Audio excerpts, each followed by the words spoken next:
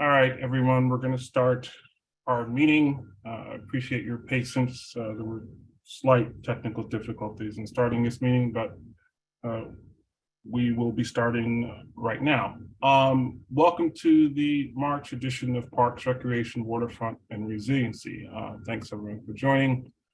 Most of us are familiar with the rules that we follow for Zoom. Just be courteous to our friends and neighbors. Committee members will speak first, and I'll go to those in the public to speak. And we only use the chat to give basic information or information to disseminate to committee members or to the public. That being said, Ryan, if you could take attendance for this month's meetings, that would be appreciated. Trevor Holland. Yes. Kate Webster. Yes. Ryan Gillum. Yes. David Adams.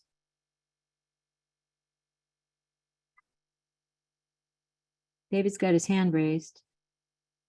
I'm going to count that as a yes. Okay. It says You're connected to audio. Yaron Altman. Yes. Carlin Chan.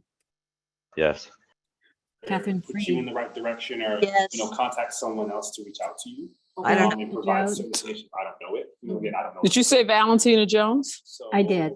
Definitely. Yes. That's the right way to go. And I think that Robin Chattel. Daniel Tano. Yes. Josephine Velez. Yes. Troy Velez.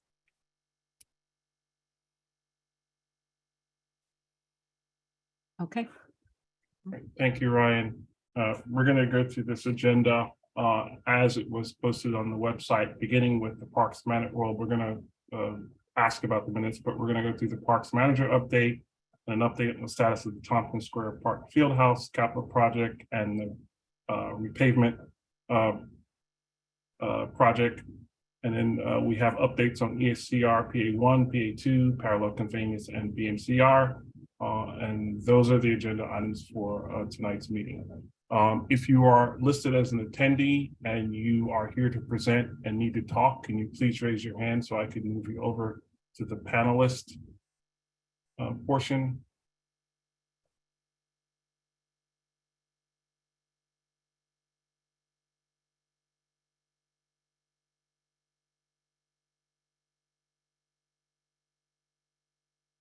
Just give me a minute while I allow these folks to rejoin.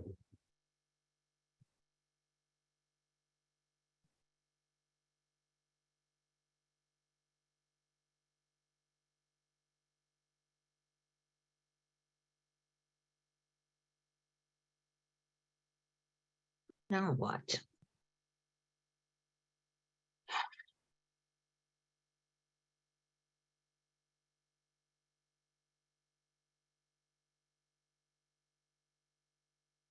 Okay, I think I've moved everyone over. If there's anyone else that needs to be moved over, please raise your hand.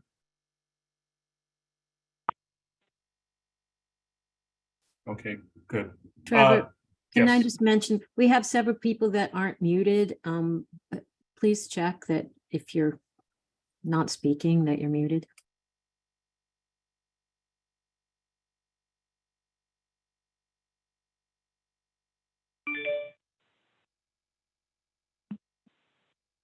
Okay, I'm gonna go ahead and because we can always ask them to mute. I think that's everyone, correct, Ryan? Sorry, everyone I saw with their hands up, yes. Okay, thank you.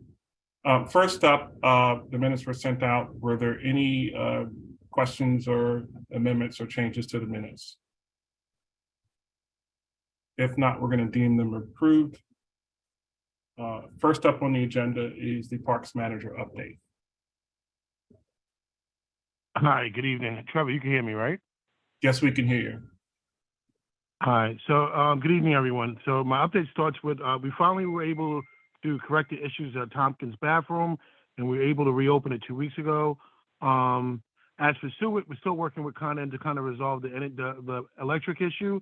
I believe we should have some work getting done next week. We have a tentative date with Con Ed on site on Wednesday. Well, hopefully that would help us getting some of the ball moving in the right direction to get the power back in the building and get the bathrooms back open.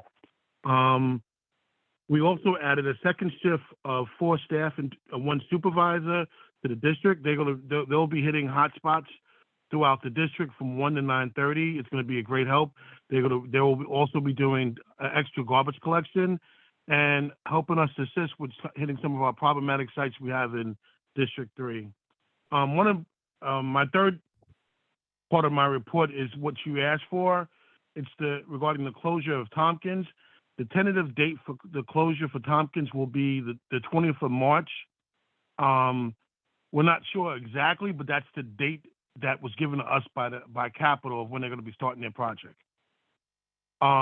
The MPP area, the construction in there, it's going to wait after the dance parade because our concerns are if we do it before that and we have the dance parade, all the work could get kind of damaged with all the people walking through the park for the dance parade. So we're going to hold off.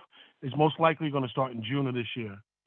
The district is also prepping for cutting season. We're prepping our equipment and really getting our routes together for our staff to really start with the cutting of grass and some of the hot areas we have in District 3. Some of the bathrooms that are coming out of winterization, we'll be prepping them for reopening. We'll be power washing, cleaning, and also painting where needed. Lastly, the district received 2 additional supervisors this past 2 weeks ago. So it's a great help, great shot in the arm. We are supposed to be receiving a couple new CPWs, some new seasonal staff. So it's a good help for us as we get into the warmer months to really address some of the hard issues we have in District 3. And that's it. Okay, thank you. Just some clarification. So you're saying that that on the 20th of March, you expect for the Fieldhouse Capital project to begin? Correct. And the pavement reconstruction, you're going to wait until after the parade. So we're looking at a start date around June. Correct. Okay. I could give you a better date probably in another 2 weeks, but Sure. Due to the dance parade, we held it off with concerns about damage to the field once we do it. Okay. Committee members, we'll do a brief round of questions before we move on to the next topic. Please raise your hand if you'd like to ask a question. Ryan, I see your physical hand raised, so we'll go to you first. I just wanted to ask how much of Tompkins is going to be closed for the Fieldhouse Capital project? So it's going to be the Slocum and the building itself, and the area. We're not going to have the mini pool for the next 2 years. Thanks. Any other committee members? All right, thank you. We appreciate that report as we do every month. We look forward to speaking with you a little further as that project moves along. Next up, we're going to have an update on the ESCR, PA1, PA2, parallel conveyance, and BMCR. I'm going to ask that we do it this way just so we can get questions separated, that we do ESCR, PA1, and PA2 first, and then we ask questions, and then we move on to parallel conveyance, and then BMCR, ask questions on those individually. I know, Park, if you could introduce yourself and explain, because I know people are used to seeing a different face in this role. So just introduce yourself and explain your role for this evening. Absolutely. So hi, my name's Parker McClure. I'm with HNTB Lero, the program manager, construction manager for ESCR, and I am working on community engagement for ESCR and BMCR with Desiree. I'm filling in for her tonight because she is taking some much deserved time off. But I'm looking forward to working with you all moving forward.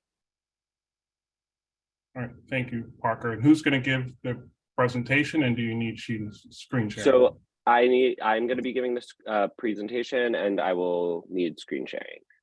All right, just give me a second. This is new to me. All good. Thank you so much.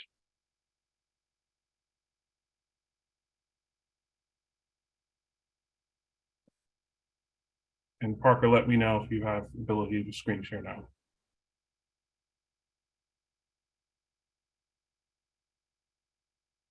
Okay,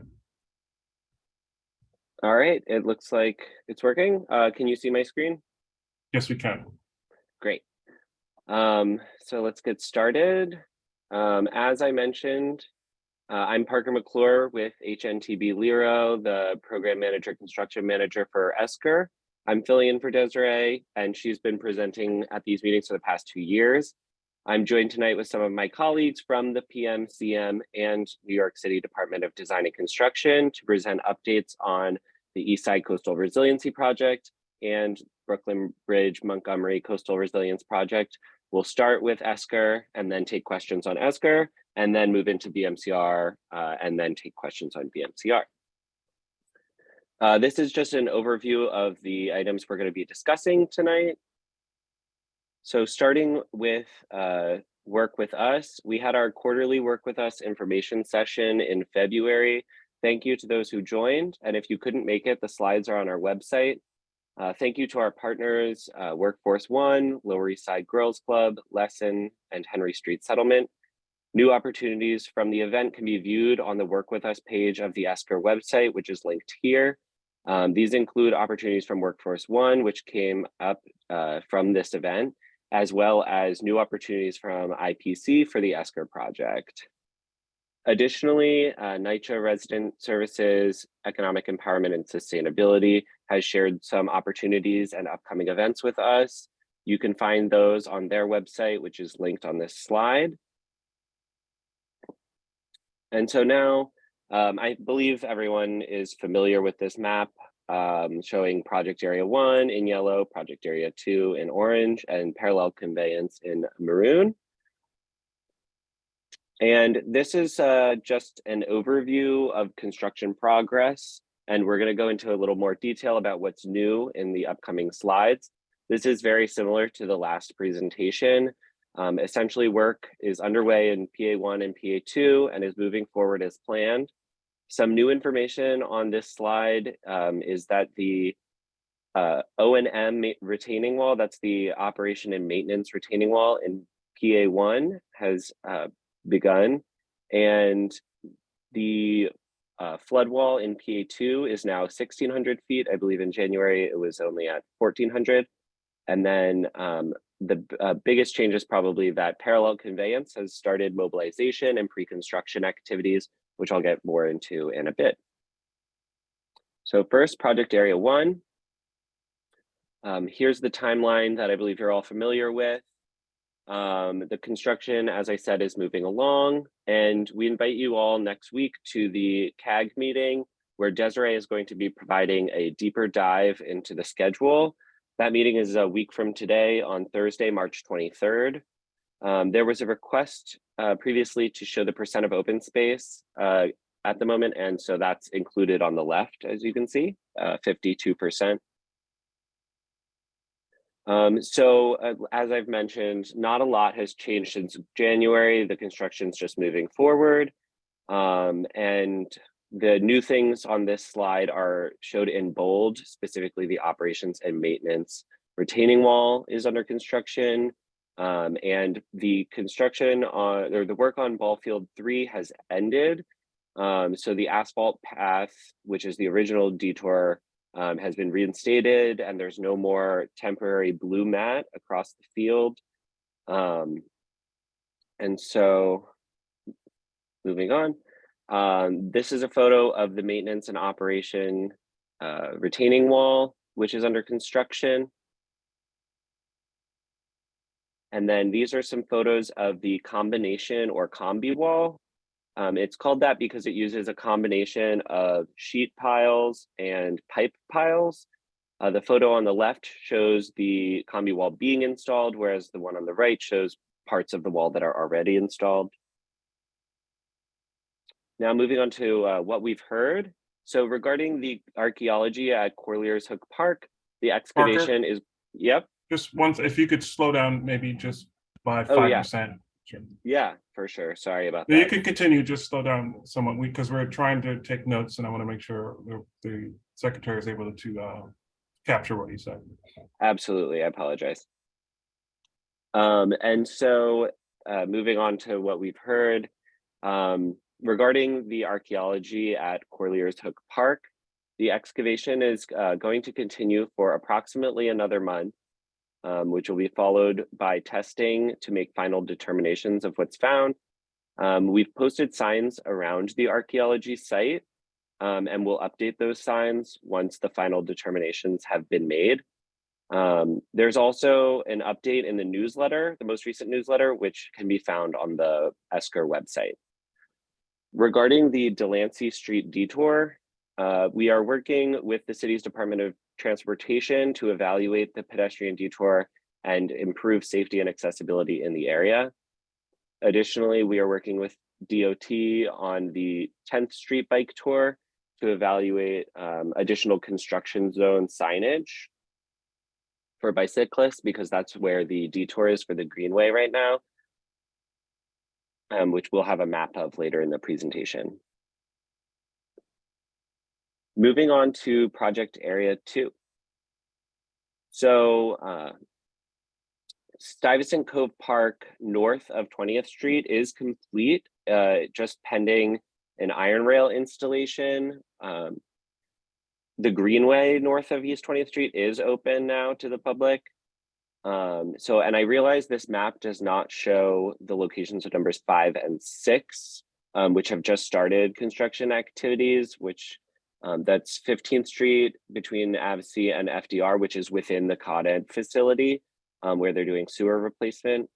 And then number 6 is the southbound shoulder of East 16th Street and at the FDR Drive, where they're doing water main and sewer work. So on future presentations, we'll be sure to include a wider view of the map to include those. But otherwise, there's not a lot of new information on this page. Ferry access, as you know, will remain open. Here are some photos from Stuyvesant Cove Park. The left shows the finished plantings, and the right shows the finished sea rail and furnishings along the waterfront. Again, we're just waiting on the final installation of the iron rail to open this section of the park. And as I mentioned earlier, this is a map of the Greenway detour for bicyclists. As many of you know, the Greenway is currently closed from 12th Street to East 20th Street. And we anticipate that Greenway to reopen this summer. As previously mentioned, we're coordinating with DOT about posting additional signage to caution bikers about the construction activities along the East 10th Street detour. And so moving on to parallel conveyance. So this is just an overview of just the PC locations. And as we've previously mentioned, construction activities have begun in the southern portion of the park and will move north as the project progresses. At all locations, the contractor has begun doing project area surveys and pre-construction building inspections and test pits. And then in the southern area where construction activities are scheduled to begin, they've also installed tree guards. And then near Jackson and Water Streets, which is the location 1 on this map, they have just begun utility relocation. So this is a new slide from previously. It shows the typical expected construction sequencing for parallel conveyance. The only difference between the sequencing for locations with tide gate chamber buildings versus without tide gate chamber buildings is that the locations with tide gate chamber buildings have one extra step, which is the excavation for the tide gate chambers themselves. Parker, could you explain Yep. tide gate, please? Yes, so essentially the parallel conveyance project is adding sewer capacity to improve drainage during heavy rainfall events. And so it's increasing the number of connections from the sewers, the existing sewers to the interceptor, which it runs all of the sewage to the Manhattan pump station, which sends it to the treatment plant. The tide gates are so they're at the northern and southern end of the project, and they're there so that during a heavy rainfall event, essentially these gates within the sewer system can be closed to block off sewage from outside of the protected zone, so that only the protected zones stormwater is going into the interceptor, and so that you don't have street flooding. And we will be coming out with a visualization of the parallel conveyance project, it's a conceptual image that shows sort of, how it works and how we're increasing the capacity through these additional connections between the collection sewers and the interceptor. And so once we have that, we'll include that in the next presentation. Here are some photos of the early construction activities for parallel conveyance. These were all taken on Jackson Street between Water Street and South Street in February. The first photo all the way to the left shows some of the tree guards that were installed. The second photo shows the storage area, the construction storage area on Jackson Street. And then the third photo shows steel plates covering up some of the test pits that were dug there. All right, and then finally, here are some resources for parallel conveyance and where to get information. So you can go to the ESCR website, and there's a specific page for the PC construction notices, which we have linked here. And as always, we're going to share the slides with you all. And then our community construction liaison for this, for the parallel conveyance project is Tanya. Her contact information is listed. Feel free to reach out to her with any questions or concerns you might have. And you can also file inquiries using the same inquiry tool as the rest of ESCR for PA1 and PA2. And there's a way to categorize your inquiry. If you know it's about parallel conveyance, you can put that. And so we encourage you to use that as well. And then in addition, we put our advisories posted at the site in all three languages, English, Spanish, and Chinese. So that is all of the updates for ESCR. And now I will take questions, and I'm happy to go back to any slides if people want me to revisit something or if you need clarification.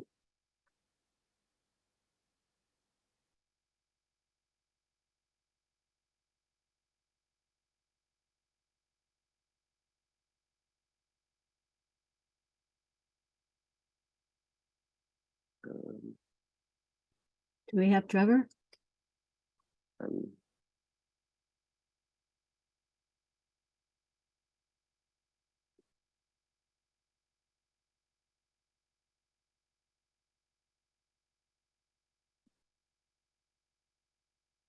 David Adam has a question.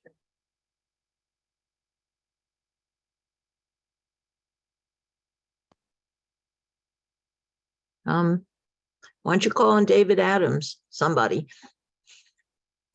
Sure, I'll call on David Adams. I can David call Adams, you him. have a question? Yeah, I was just wondering, I'm trying to remember, are there any closures to the FDR Drive in part of these schedulings?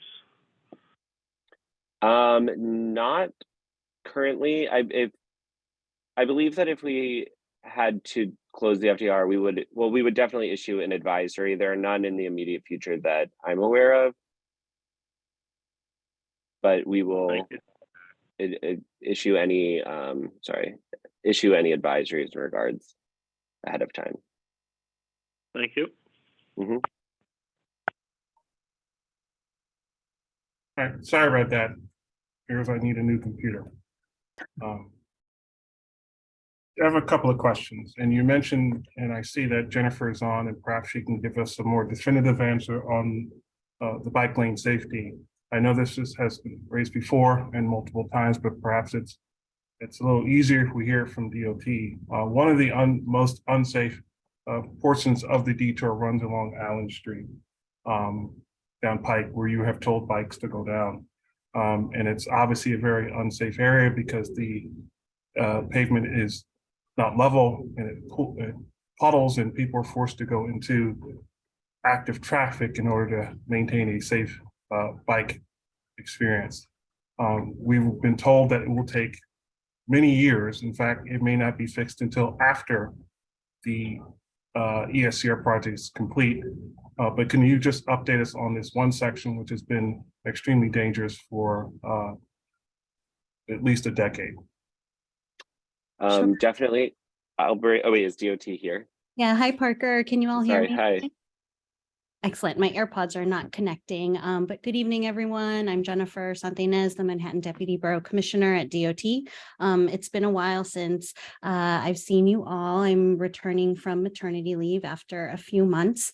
So there are a few things that I'm still catching up on, but Desiree and I did touch base about this ongoing flag, Trevor, that you've brought to these meetings. And so I am aware that there has been some discussion about the Allen Street detour, and it sounds like there has already been the response given that, even though this corridor was repaved and resurfaced recently, that doesn't necessarily fix or remedy the ponding and I guess, grading of certain streets. And so that is unfortunate, but if there is a particular location, because I can imagine biking down that route. I know we've spoken about this even before I was on maternity leave too, Trevor. But, this is a tough spot to be in, and we are hoping to have a little bit more clarity on potential other connections that we can work on in the neighborhood. But if there is a certain intersection that you can give us, I can at least have our roadway and Manhattan Street maintenance team go out and inspect, and we can take another look and see what, if anything, we can do there. No, I can, and I'll send you an email after this meeting, because there are several intersections which are very dangerous. And the reason why I bring it up is it's not an aesthetic thing; it's a danger thing. And I would hope that DOT addresses issues that are dangerous quicker than anything else. I mean, that's the main issue, because I've seen families swerve into traffic just to avoid the puddles, and it's a heavily used bike lane. It's just it's not safe. That's the bottom line. So I can send you some intersections, and hopefully we'll see some action on that, because now that we've been told that it's dangerous, that maybe we can get something done. Great. So I'll look forward to getting those intersections. And of course, safety is of utmost concern. And I'll see if our teams can take another look. All right. I see Julio, and I'll get to you in a second with your hand raised. I acknowledge you, but I want to make sure there are any more committee questions before we go outside of the committee portion. But thank you, Jennifer, for that and for the clarification. Are there any more committee questions with regards to this portion of the presentation, which is ESCR?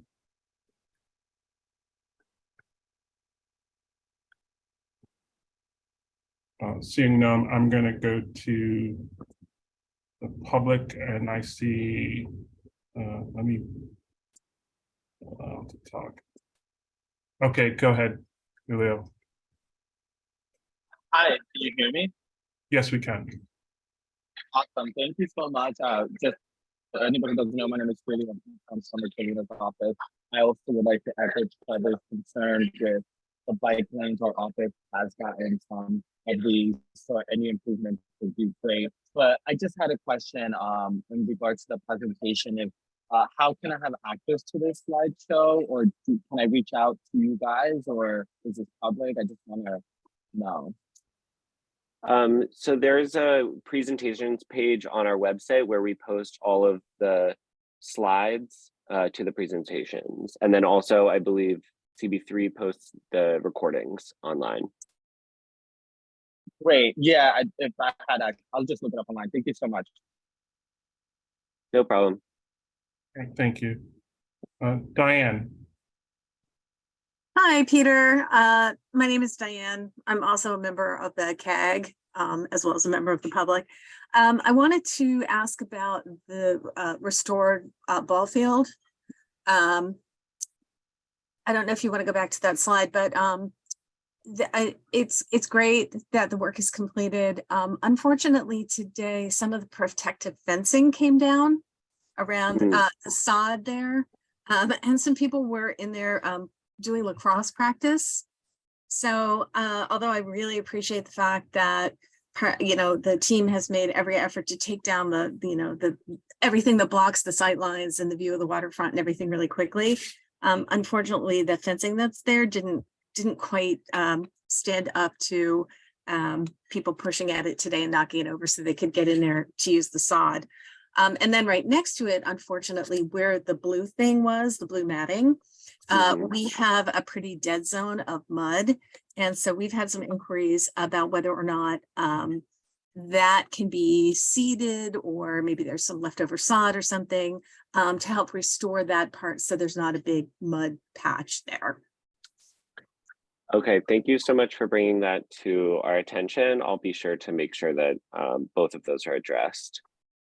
And then we'll update Trevor, and we will update you at the CAG as well. Yeah.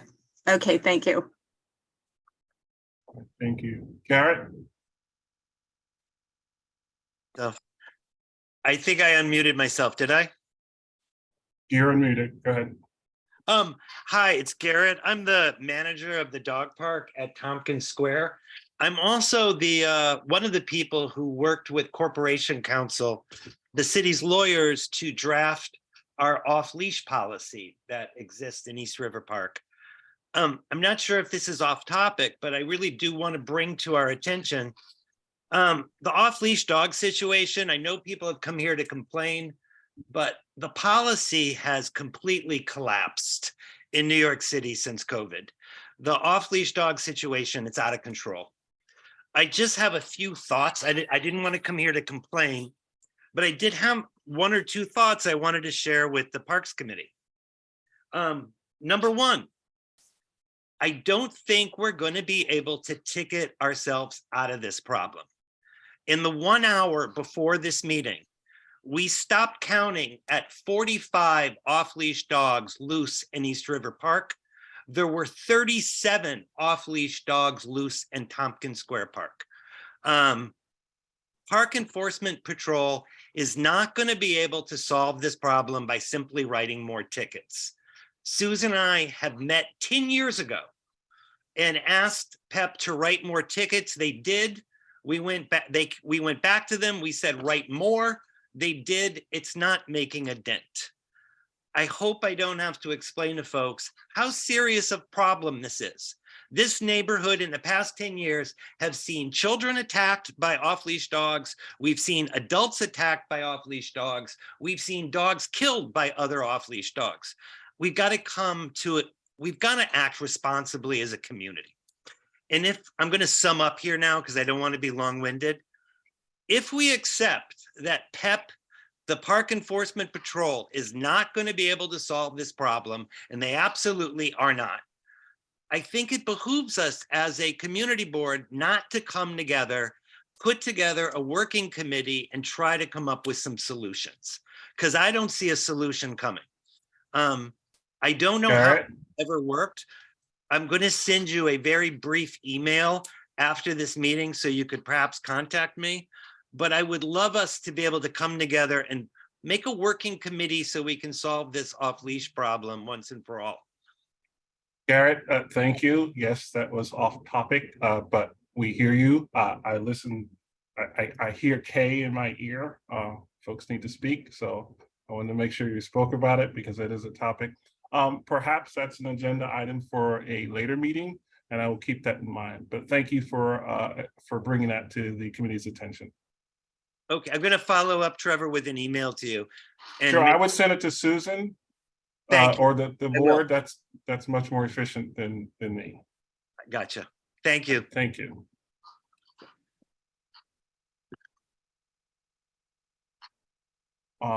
Diane, your hand is up. Did you have another question? Because we're going to end this and move to the next topic. If you do not, I'll lower your hand. Okay.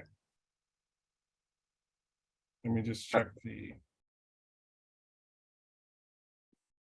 All right, you can continue on with the next project. Great. And also one other thing I just wanted to bring to everyone's attention, not related to our project, but one of the CCLs just reminded me that this Sunday is the half marathon, which will be closing the FDR, but that's not at all related to Esker construction. I just wanted to mention it since you asked about closures of the FDR. So moving on to Brooklyn Bridge Montgomery Coastal Resilience, or BMCR. These are the topics that we're going to discuss tonight about BMCR. So this is an overview of the project area. As many of you know, the BMCR project was designed to protect the Two Bridges neighborhood from the 100-year floodplain for 2050. The floodplain is shown as the blue line in this image. And the flood protection includes a combination of flood walls and flood gates. And the project will provide upgraded esplanade amenities. The project should reach substantial completion by 2020. Here's an overview of the project status. Up to this point, we have mostly been conducting pre-construction surveys and test pit operations, which have caused temporary traffic pattern changes and parking restrictions. Soon, we will be expanding the temporary construction fence under the FDR and upgrading water mains. Advisories will be distributed in advance of any work. Importantly, within the next week and a half, the greenway, or the two-way bike lane that's along South Street, will be shifted to a temporary alternative alignment. I have a slide dedicated to that, and we will release an advisory with an accompanying circulation map within the next week. So here are a few examples of active advisories we have for BMCR right now. These are distributed and posted around the site as needed. You can also find all of the advisories on our on the BMCR website, which I link to in a later slide.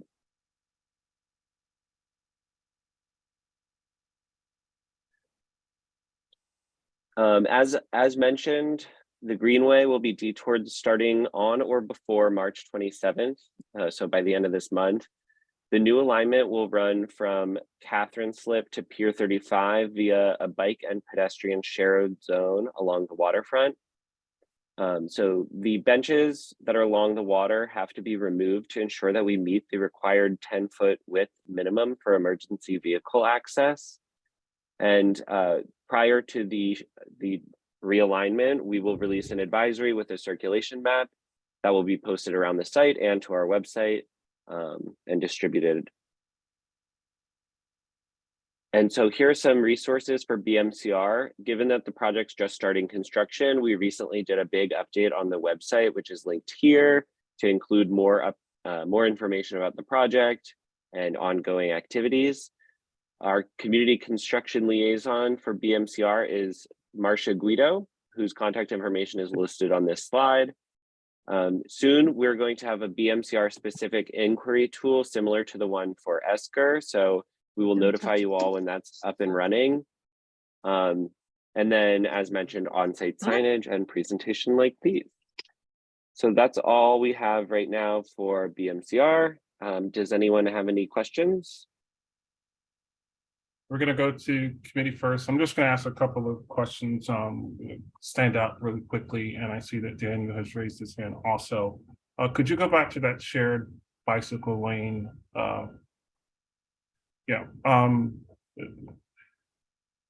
One of the problems we're having right now, and I'm glad that Jennifer's on, is that the bike path and the walkway between Montgomery and Robert F. Wagner is along the street. And that's also unsafe because you have not only the mixed traffic, but there's no barrier or raised sidewalk to protect pedestrians.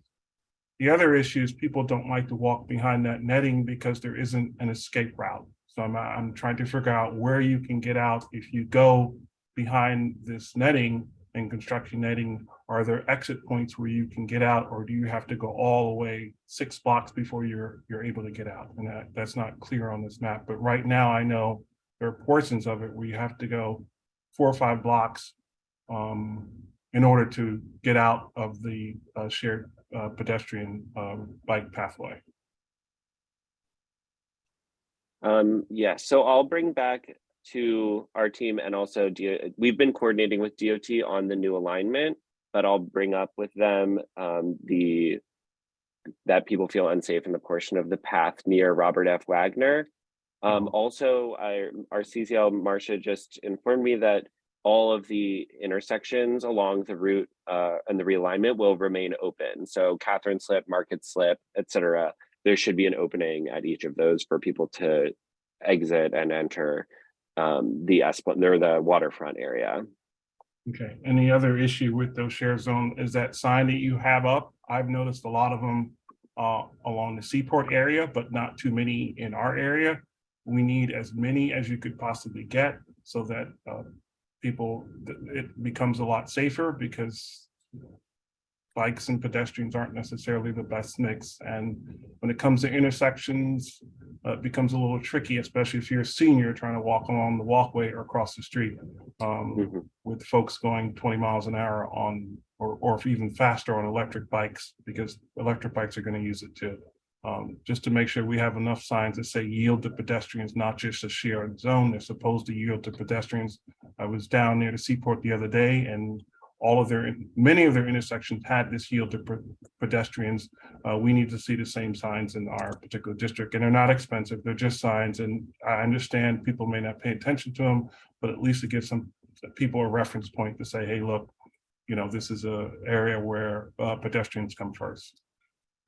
Absolutely. I'll ensure that there's adequate signage and bring that up with the BMCR team.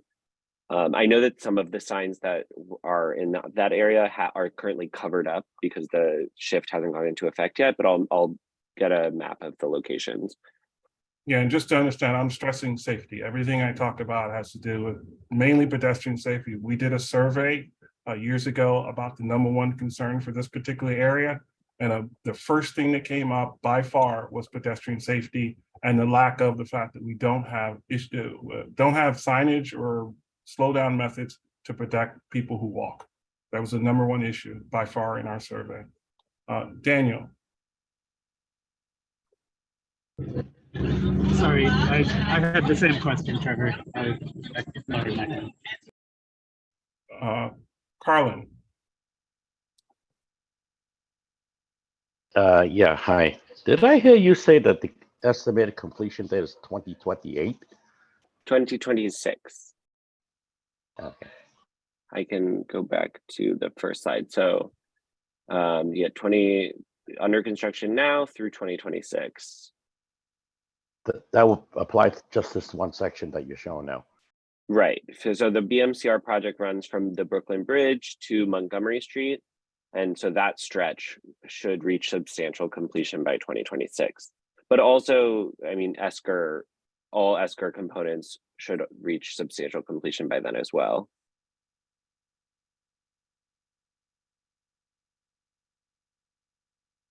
All right, thank you. Are there any more questions from the committee?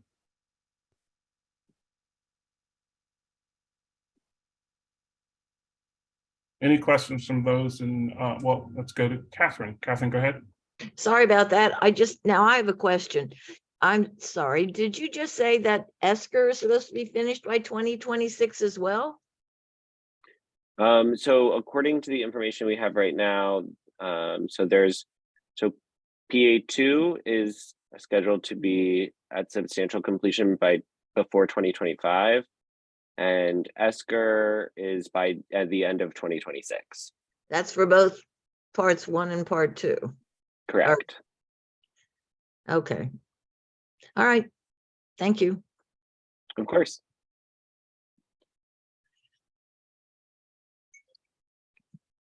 Any questions from members of the public?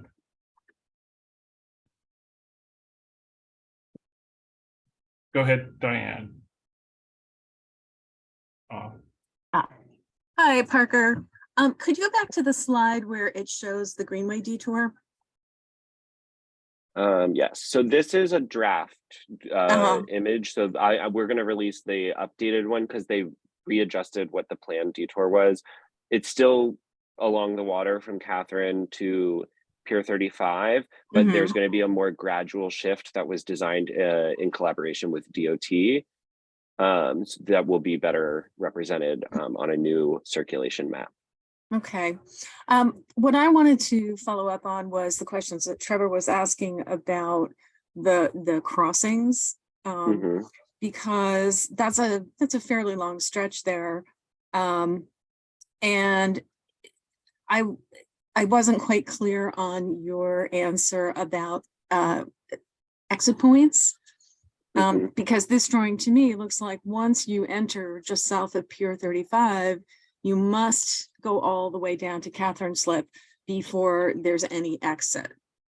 Okay, so yeah, so I will make sure to make it more clear. This is the arrows here show the bike greenway detour only. So there will be, I'll be sure to include a different color or something like that to show that pedestrians can enter and exit at each cross street. It's only the bikes that are detoured for the whole length. Okay. Thank you. You're welcome. Sorry if that was confusing. It's okay. Christina. Hi, can you guys hear me? Yes. Yep. All right. Hi, thanks for the presentation and the updates, Parker. I just have a quick question about also like the bike and pedestrian zone. Am I correct in understanding that you guys will be realigning it or making changes to like the current path right now? So yes, we have to close down the bike lane, the two-way bike lane, which is the greenway, where it is currently on South Street, which is outside of, it's along the street. It's pretty far away from where the waterfront area is, but because of our construction fencing, we have to detour bikes to the water, where it will be a mixed pedestrian and bike area, but we're going to make it wider by removing the benches, which is also required to ensure that emergency vehicles can still access the area. Okay. So you can actually see it in this photo. It's sort of this area along the water. That's where the shared zone will be. I see. Okay, is there any way to, I don't know, separate the pedestrians from the bikes? Because as it is currently, I just feel like really unsafe when I'm walking like along South Street. Like if I'm going to the seaport, like there are times where like I have to kind of like cross from like the side where the netting is to the other side where like the cars are. And there are some like kind of like blind corners where I don't know if like a bike is coming. I'm relatively young, so I can like run, but if you're a senior citizen, I don't know. Right. It's just like a little safe. But if things are like changing now, if there's any way you can like, separate the two, I think like, in terms of like safety, that would be like a great thing. Right, definitely. And I hear you, and I know the area you're talking about between Seaport and our project area. So we'll bring that up with the PMCM for BMCR for this project and make sure that we prioritize pedestrian safety while having to do this detour. And I'll provide, I think that it'll be more clear what the actual detour is once the official circulation map is released. And then we're always willing to hear what concerns you have after that. Great, thanks. And then one last question. I think it was like one of the first slides, like you mentioned something about like test pits. What exactly is that? So test pits, they are a pre-construction activity where the contractor essentially just digs a shallow pit into the street, the roadway. Sometimes it's the roadway, sometimes it's the sidewalk. And it's to figure out where the utilities are under the street, because New York City, a lot of the utilities are very old and we don't have a map of where all the utilities are because many of them were installed so long ago. So the test pits are just to excavate a small area and locate where the utilities are. So we know where these utilities are. And then when we have to move them to go deeper to get to the sewer work, we know where everything is. All right, great. Thank you so much. No problem. Thank you for your input. Val? Yeah, I think following up somewhat on what Christina said, the other place where it is like really uncomfortable to walk is from like Montgomery to about a little bit past, like the middle there, between Clinton and Rutgers. When you walk from Montgomery, it's almost like you're like right next to the traffic. It feels really, really uncomfortable from Montgomery to right there in the middle between Clinton and Rutgers. And then, you know, then it's like you have that whole area that's like set back and set away from traffic. Right. So I think the same issue that she was saying lower down, I think that that's also an issue from Montgomery to between Clinton and Rutgers. Right. And we've heard that before. That's the area where all those like parked cars are along Pier Right. 35. So Right. yeah, we've been coordinating with DOT about that, and we'll keep working on it. Okay. But yeah, I hear you. I'll bring that. I'll be sure to bring that back up because the more Yeah, people, that's the more very we bring it up. uncomfortable to walk over there right now. And it was something else I was gonna ask. Oh, when you, because I just finished talking to somebody about this. One of the whole issues with ESCR was the fact that the utilities were close to, I'm gonna say close to the FDR drive. Mhm. And they actually have, in terms of these, what do you call these slides again? What are these slides that you have up here? PowerPoint. Yeah. Several of them show that the utilities are next to, say, like the FDR drive, and that they move things, that was like some of their justification, was moving things away from the utilities next to the FDR drive and moving over towards the East River. I mean, that was, and it just happened that I can't remember what somebody asked me the other day, but somebody asked me about this, and that was my response, was that the rationale at one point, that was the rationale, was the fact that they knew where the utility lines were, and they were next to the FDR where they had initially planned to do the East Side Coastal Resiliency Project, and they were moving it towards the towards the East River. So what happened in terms of, I guess, you know, if you can just explain that, because, you know, I can tell you that was a rationale. Right. Well, so the subsurface investigation of like test pits, it's simultaneously to locate utilities and determine other soil conditions and rock and gravel. I'm not specifically familiar with the instance you're talking about with Esker, but I'll be sure to bring that up with Desiree and the rest of the team, and we'll get back to you on that. Okay, I can actually find those, because it was shown a number of times.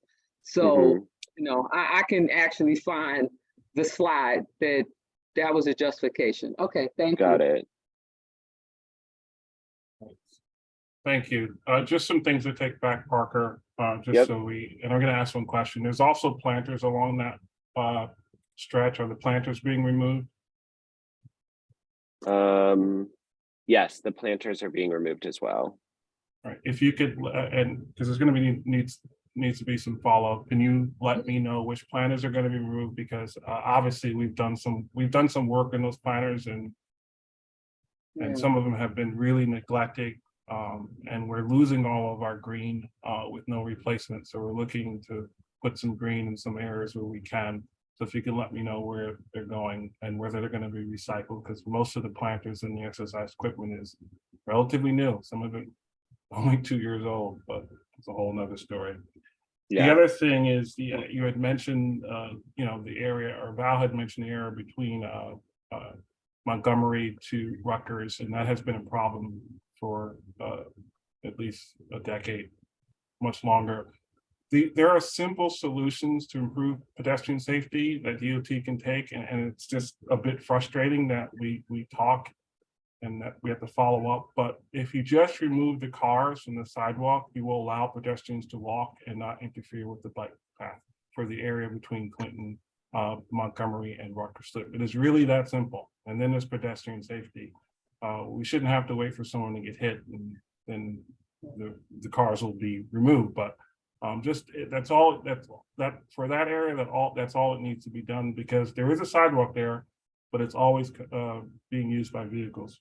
For the area between, let me move my map, between, if you can go to the shared bike lane again.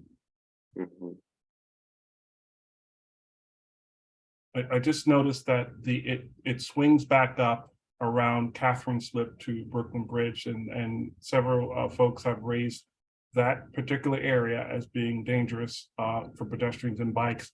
And there's a simple solution for that. And someone had mentioned, you could put cones out there just to make a visual aid for drivers not to drive on that particular portion, especially if that's going to be the entire path for pedestrians and bikes, because it is not protected, and it's right up against South Street with no protection at all. And there's no visual aid for drivers to know that, there's pedestrians walking. So cones, I know DOT is on the call, or some other thing they have in their toolkit that's quick, bollards or something to allow to give drivers a visual aid of separation and to make pedestrians feel safer, because that's the only place to walk now with this detour, and there's no protection at all for pedestrians along this walkway. Right. And in the new Greenway alignment, they're actually shifting the bike lane near Robert F. Wagner.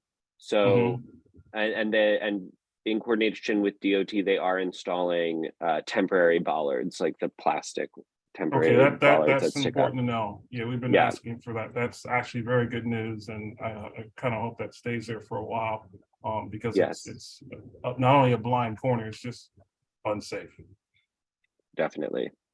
And the last question, I'll go to you, Val, after this is, and we can, not for tonight, but to bring up the whole discussion of the water main replacement, because that's a major project all on its own. Beside DMCR, is that we need some details on that for the next presentation. It's a massive replacement of the entire water main for several blocks that would normally be a construction project on its own. Definitely. So yeah, we'll notify you as soon as we have more information about that. And last is you're planning to implement this on the 27th. I would really like if we can give some feedback or get that map or more details before the 27th, so we're not playing catch up on what we think should work and what won't work. I know this is just a draft, and some, not everything is listed, including the bollards, but if we could see that sooner than the 27th, that'd be helpful. Definitely. Yeah, I'll make sure to distribute that as quickly as possible. Val, go ahead. Yeah, just which benches are going to be removed? I'm trying to think that there are benches that are like right next to, I would say like over near Rutgers and, that same area I was talking about. There are benches that are like right next to the fence or the East River. And then I think there are some benches set back. So which benches are going to be removed? So all of the benches along the water, where the alignment, temporary bike path alignment is, or the temporary greenway mixed use zone alignment is all of those benches will be replaced from Catherine to Pier 35, and through the BMCR project, all of the furnishings are going to be replaced eventually. But what I know of is exclusively the ones along the water are going to be removed to keep that minimum 10-foot width along the water between the construction fence and the sea fence, or the sea rail. And then we're going to keep as many of the other seating areas as possible until they eventually have to be removed. Okay, so I guess the question, because this is, I know what people want to know. How long will there be any place for people to sit over there and enjoy the waterfront? And if not, how long will it be that people will not have some place to sit to enjoy the waterfront? Right. So that's a great question. So in the next meeting, we should have a visualization of the construction schedule for VMCR, similar to the ones we have for ESCR, where, you know, it's all the different colors and they're stacked on top of each other for the different project components. And so that should provide some clarity, just because you know, a lot of the construction schedule is determined by the pre-construction activities, like the site surveys and excavation, preliminary investigations and excavations. So now that we're finalizing that, we will be able to share that with the public by the next meeting. And Okay. so that will provide more clarity. There will be some available space, but I'm not exactly sure where for now. Yeah, I think just at the next meeting, if you can tell people April, May, June, July, August, September, those are like the months that people like sitting out there. And so Right. I think people would really like to know what kind of seating there's going to be in those warm months when people have really, really enjoyed sitting out there. And I mean, I can just hear it that, you know, enjoyed looking at the waterfront, you know. So if you can just bring that to the next meeting, I think that that's like a question that this neighborhood would really want to know, you know, say, you know, April through October. Right. What seating is going to be available, and not only seating, how will the neighborhood be able to utilize the waterfront, or will they not be able to utilize the waterfront and enjoy the waterfront? You know, that's what people want to know. And I know over there they like those exercise machines. The older people are always on those exercise machines. So I think people would want to know the scheduling of that too, you know, in terms of these warm months, are they going to be able to enjoy the waterfront? And, you know, what and how, I think is really important, that those are things that people, especially in that area, would like to know. Definitely. And thank you for bringing that up, especially the specific components of the Esplanade that, you know, people will want to know what or at least have more advanced notice of when it's closing. So I think a lot of it will become more clear once we release the schedule, the long-term schedule, but I'll keep in mind these areas that are sensitive and try to provide as much notice as I can.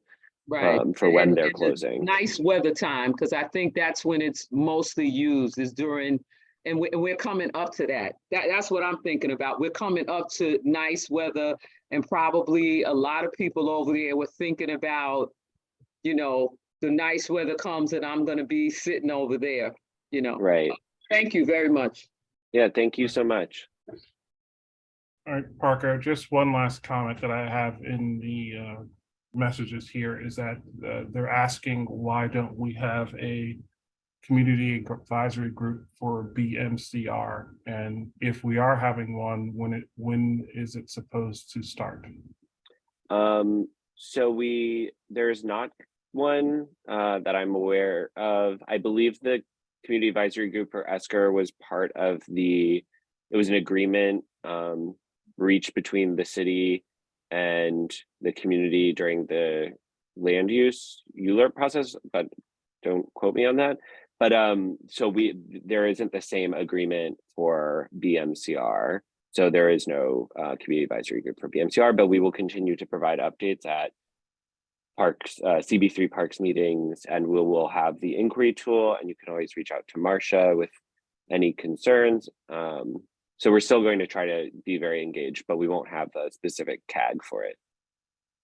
No, understood. And not that I'm looking to add another meeting to my monthly schedule, but there's a lot going on here for a very expensive project. And I think we might need to talk about a little more engagement with this water main project and the removal of furniture and non-use of this waterfront portion, but we can discuss that later. But it's just something to note that there might need to be a little more engagement than this meeting itself, especially with the immediate community. And that might involve just having a few meetings in the area to talk about this project. I don't know if it warrants a full group, but I won't say that it doesn't, because I think it's a valid concern, but it's just something to think about. Absolutely. And we'll be sure to, you know, stay in touch with you and schedule a follow-up with you in the near future. Okay. Thank you. Are there any other questions from anyone?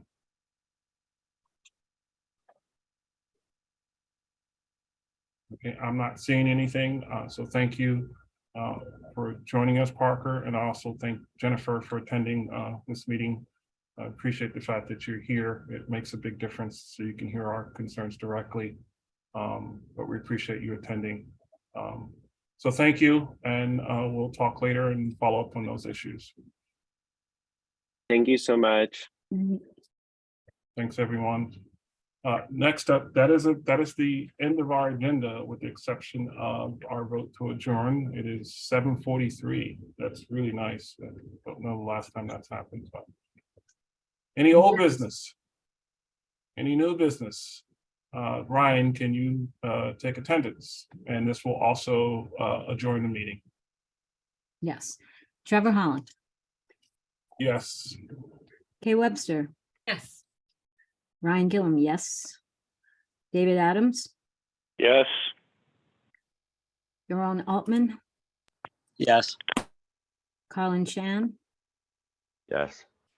Catherine Freed.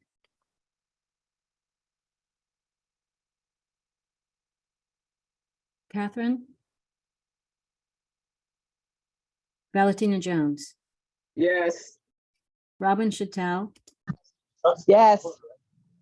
Daniel Tano, Yes. Josephine Velez, Yup. Troy Velez. Hello? We hear you, Troy. Okay. Okay, that's it. You want to circle back to Catherine Freed? Yeah, I don't see her. She was on earlier, but I don't see her. Okay. All right, thanks, everyone. Have a good night, and we'll see you at full board. Good night. Good night. Night. Bye-bye.